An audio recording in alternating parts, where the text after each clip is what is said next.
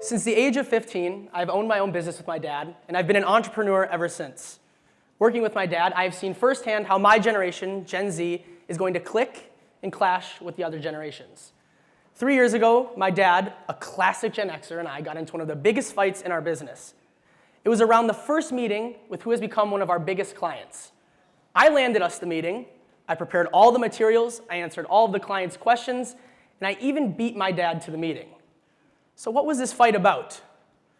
Well, apparently I should have told my dad I was Skyping into the meeting.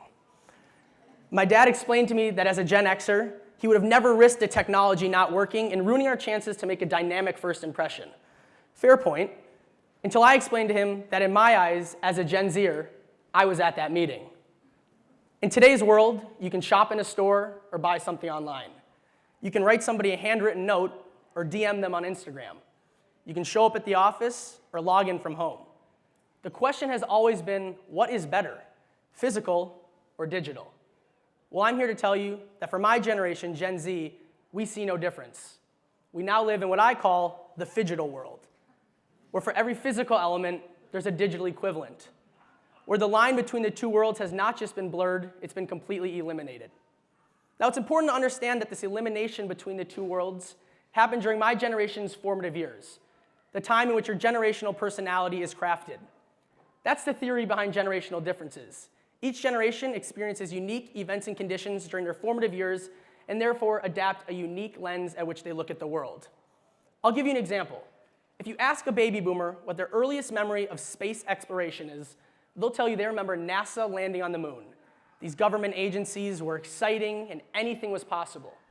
You ask the same question to a Gen Xer, they'll tell you they remember NASA and the Space Shuttle Challenger.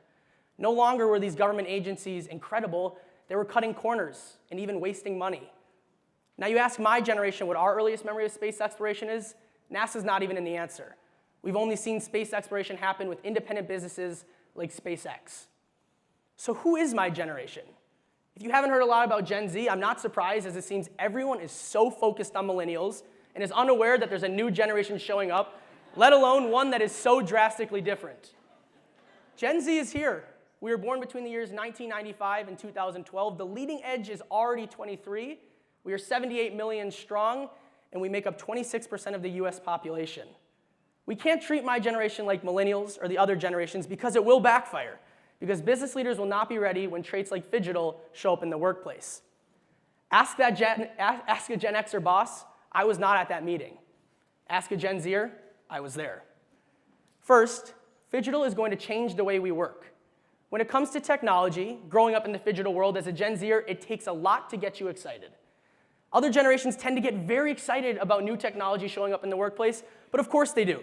They've had to pioneer for technological advancement their entire careers. Gen Xers likely remember being digital pioneers in the late 90s, begging their business leaders for access to the internet. Another generation goes by, millennials were also pioneering as they pleaded their bosses to access to social media.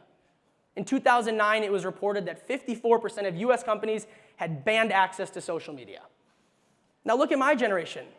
We've only known a world where phones are smart. Technology has never been something that we've had to learn to accept. Technology is something that we expect to be there to do anything. We are not digital pioneers at all. We are digital natives. And it takes a lot to get us excited about new technology. It's no longer just enough to have technology in the workplace. Gen Z is going to raise the bar when it comes to how effectively it is used.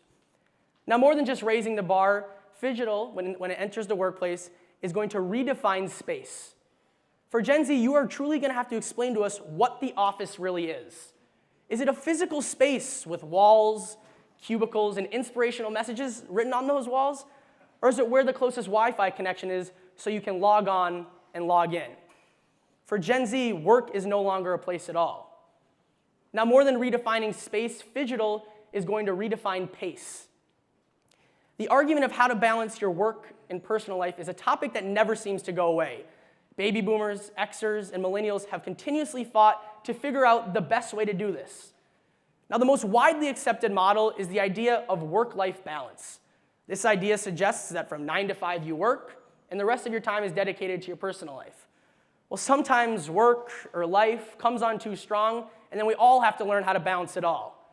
But the problem is, clearly no one's really figured out how to do this yet, otherwise it wouldn't be such a hot topic. You see, for Gen Z in the Phigital world, this model is confusing.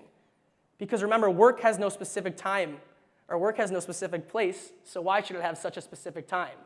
Why are we trying to separate 9 to 5 from the rest of our day?